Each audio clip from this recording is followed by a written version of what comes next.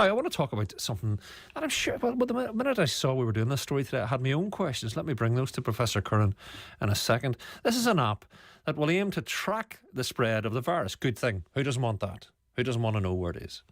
You'll be able to do that if you've never if you've been near people, basically. This thing does the thinking. It finds out if they've declared themselves unwell with coronavirus. This is the Health Secretary, Matt Hancock. Sounds great, of course, but there are also concerns about privacy. And you see what way many observe the Chinese state to be going with this in terms of the knowing nearly what you're thinking, face recognition, all of that stuff. That magnificent technology, which in the hands of the malign, potentially is not for the public good. But there's thoughts on that. The Professor of Cybersecurity at the Ulster University, Kevin Curran, joins us, as is so often the case. Kevin, good afternoon to you. Good afternoon, Mark. Kevin, firstly, are you locked down? Will you need this app? Do you want this app if you're popping out to the shop for a packet of spuds? It only becomes effective, really, if 60% of the population download it. And a similar app in Singapore is only being downloaded by 12% of the population. So really, it has to have mass usage before it really becomes effective.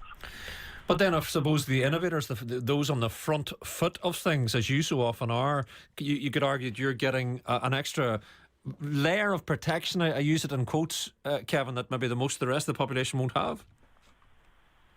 It's possible, but I would be cynical, because really this app, Google and Android, again, control most of Google and Apple are making this part of phones in the future again. So it might be in your settings as service, that because coronavirus maybe is just the start of what's going to be a regular event. So this will become part of a lot of phones. But really, it works by Bluetooth Low Energy, which 90% of modern phones have. And phones can ping each other if you're within a few feet. But to be honest, you could be pinged as being in contact with someone who's on the other side of the wall or on the floor above you with the floor below you.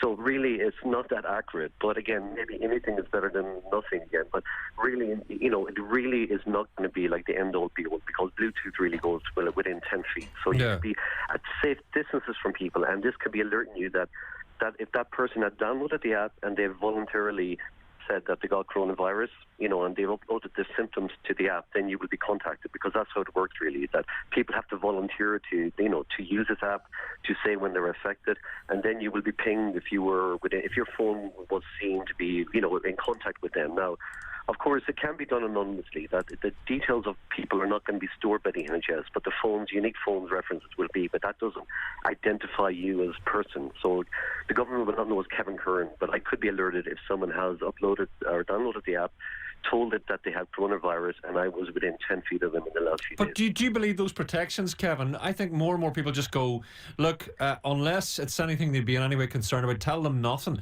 Because if you say that, I will not keep your details, do you trust them not to keep your details? Do you trust the operator? Do you trust 5G? Do you trust Huawei to deliver? These are the questions that so many people are asking, yeah? Yeah, well, I do in this case, because, like I said, it's just your phone identifier, which no one even knows what their phone identifier is. So personal. Well, the phone does, and the provider of the phone does, and the maker of the phone arguably does, the IP addresses and all the rest.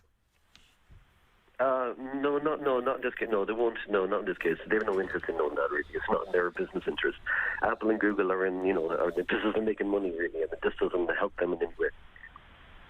Kevin, The Guardian talks about the National Health Service's digital transformation arm, NHSX, with academic and industry partners. They're at the advanced stages of evaluation, but they say it's still weeks away. In weeks, arguably, we hope we're past the worst of this. Maybe this one's one if there's going to be a second wave. It's just that thing, testing's being upped. Well, we're in the middle of the blooming height of the peak. These things can't come quick enough, maybe.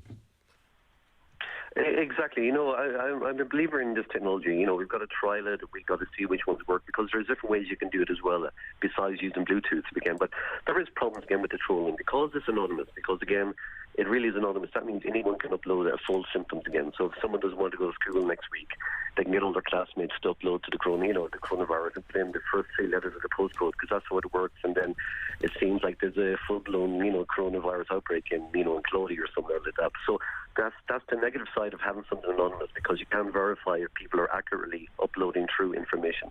Yeah.